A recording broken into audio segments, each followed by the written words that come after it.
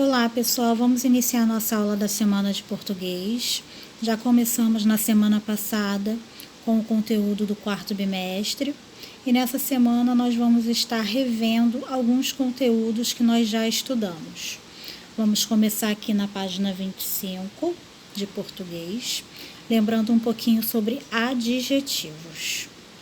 O adjetivo ele qualifica o ser e o substantivo dá nome a ele.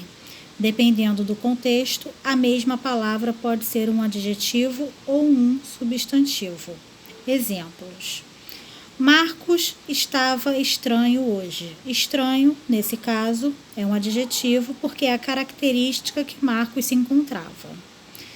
Não vou entregar a encomenda para um estranho. Nesse caso, a palavra estranho entrou como um substantivo e não como uma característica dada a um substantivo.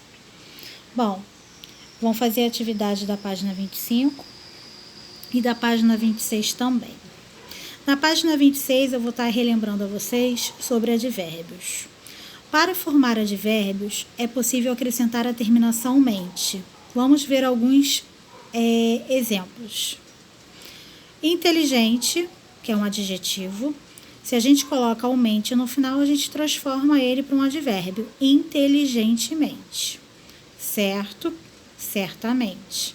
Amoroso, amorosamente. O que são os advérbios? São palavras que modificam um verbo, um adjetivo ou outro advérbio.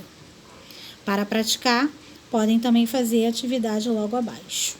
Aqui no número 3 da página 26, eu vou explicar para vocês o que é repetição proposital ou também chamada de anáfora, tá?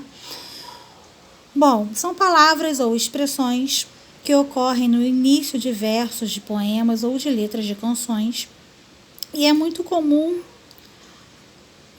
a sua repetição. E o seu objetivo é enfatizar, é tornar mais expressiva a mensagem que se pretende transmitir, tá? Coloquei aí embaixo para enfatizar melhor qual é o objetivo da anáfora, que é dar a ênfase àquilo que se repete. Então, quando ocorre a repetição daquela palavra ou daquela expressão de forma contínua, está ocorrendo ali uma anáfora. E o objetivo dela é dar ênfase àquela expressão. Bom, seguindo para a página seguinte, nós vamos saber agora o que é uma antítese, na página 27. Antítese é uma figura de linguagem que consiste em usar em uma mesma frase ou verso palavras que possuem sentido contrário. Ela ocorre, gente, por meio de palavras com sentidos opostos. Vou dar um exemplo para vocês. O amor e o ódio andam de mãos dadas. Nós podemos dizer que há uma antítese nessa frase. Por quê? Porque o termo ódio, ele está posicionado do lado do termo contrário a ele, que é o amor. Então, essa frase aí ocorreu uma antítese, ou seja, uma figura de linguagem chamada antítese. Para praticar, podem fazer a página 27. E aqui na página 28, a gente vai falar um pouquinho sobre regionalismo. Apesar de o Brasil ser um país com um território muito amplo, ele possui apenas um idioma, português. Entretanto, ocorrem no país diversos regionalismos, isto é, o emprego de palavras ou expressões que são próprias de determinadas regiões. Veja a seguir alguns exemplos de regionalismos de algumas das regiões brasileiras. Por exemplo, na região norte, quando a gente fala que alguém morreu, aqui, no caso, na região sudeste, lá eles usam o termo levou o farelo. Comida, lá eles usam o termo broca. Menino, garoto, lá eles chamam de curumim. Na região nordeste, arretado significa bacana, legal. Bater a caçoleta significa morrer. Butuca significa olho grande, inveja. Na região sul, vina significa salsicha. Guri ou guria é menino ou menina.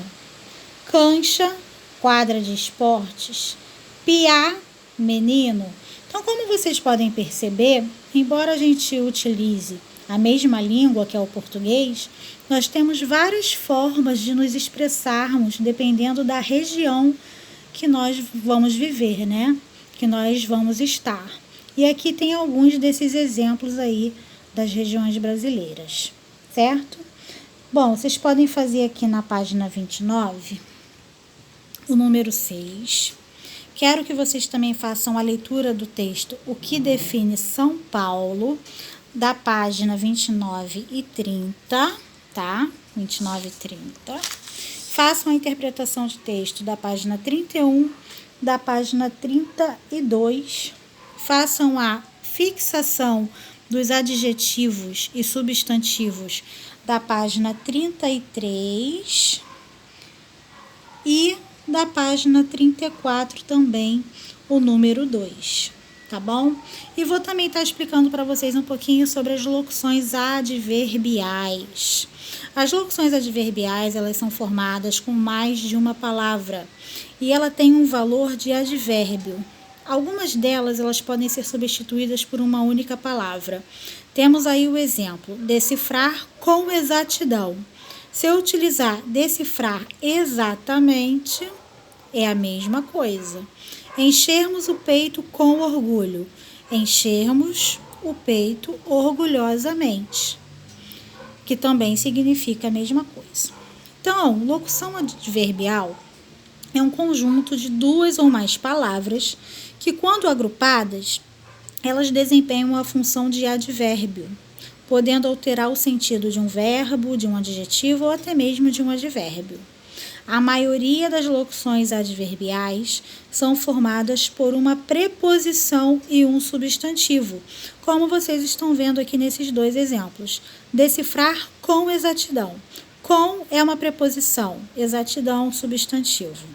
Com é uma preposição e orgulho é um substantivo. Então, essas duas expressões aí nós podemos chamar de locuções adverbiais, ok? Vamos praticar também fazendo a atividade da página 34 e da página 35 e 36. Ok, gente? Ficamos por aqui. Qualquer dúvida que vocês precisem tirar comigo, estou lá no e-mail, é só mandar para mim que eu respondo. Beijos, boa aula!